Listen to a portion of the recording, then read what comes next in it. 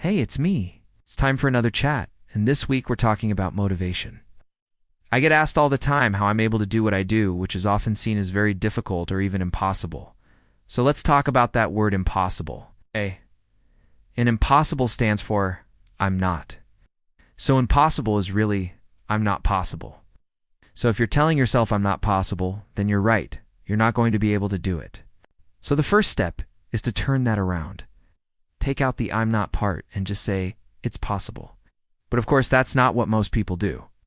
Most people think, oh, I can't do that. I'm not good enough. I'm not beautiful enough. I don't have enough money.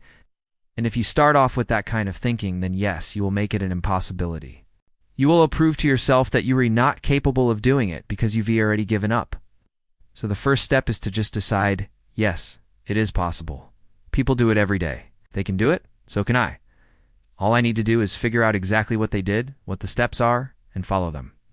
So when we look at the word impossible, let's take out the I'm not and make it I'm possible.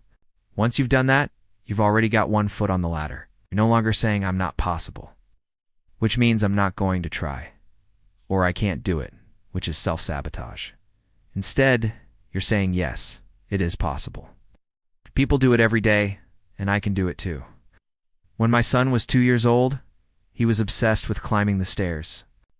Now we live in a 2-story house, and he would want to go from the bottom stair to the top stair, and he would just keep going up and up and up. And then one day he stopped at the 3rd stair. He looked back at us and he said, I can't do it. It's too high. I can't climb any higher than this. And we said, you already have, you silly sausage. You've climbed 3 stairs. That's amazing. Just imagine if you tried this yesterday. You wouldn't even be on the 3rd stair. You'd be down at the bottom stair. And now you're here. So keep going, keep trying. You've already made progress. And that's how we need to look at things. We need to look at where we were yesterday and say, I've come a long way. I'm more knowledgeable now than I was yesterday. I've learned more. I'm stronger now than I was yesterday. I've eaten better. I've slept better. I've moved more. I've meditated more. I'm more aware of myself. I've read more books. I've spent less time on social media. I'm getting better at expressing my feelings. I'm learning how to control my emotions instead of my emotions controlling me. I'm becoming more emotionally intelligent. So whatever it is that you're working towards, whatever your goal is, just think of where you were yesterday and say, wow, I've come a long way. We also need to remember that life isn't a straight line upwards. A life is more like a squiggle like this, or maybe like this, or maybe even like this. It goes up and it goes down. There are times when we feel great, and there are times when we feel terrible.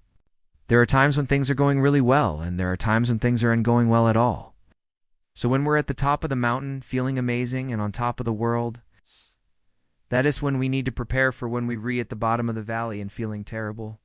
When we're making lots of money, that is when we need to save some money for when we do and have any money coming in.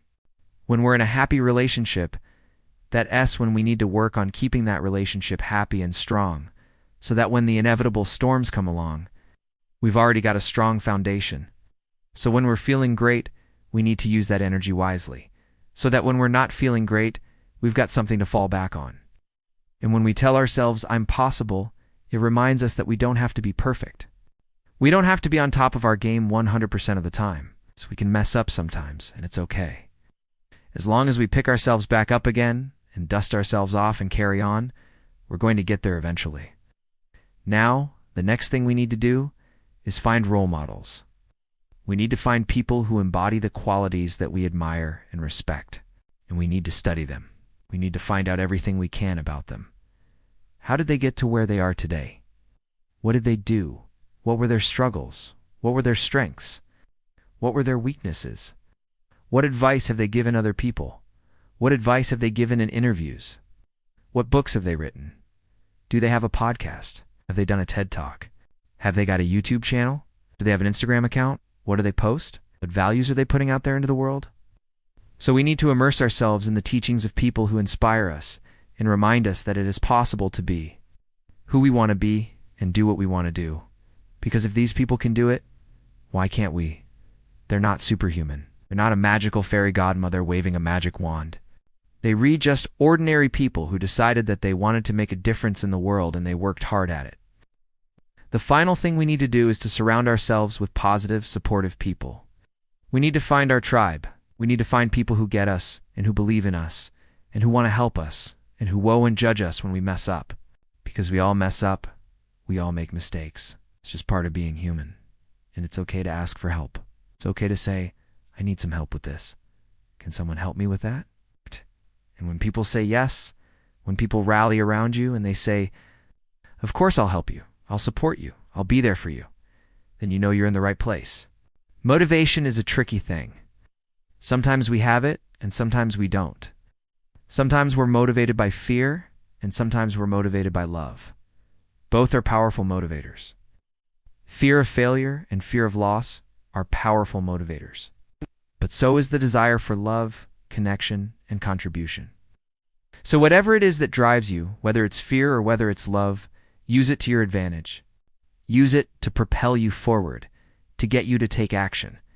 Because as Mark Shepard says, action cures all. So however you choose to motivate yourself, just get yourself moving. Get yourself taking action towards the things that matter to you, the things that are important to you. And before you know it, you'll be on your way to achieving your dreams. Thank you so much for tuning in this week. If you like this video, please hit the like button below. If you haven't subscribed yet, please do, and I will see you next week. Bye for now.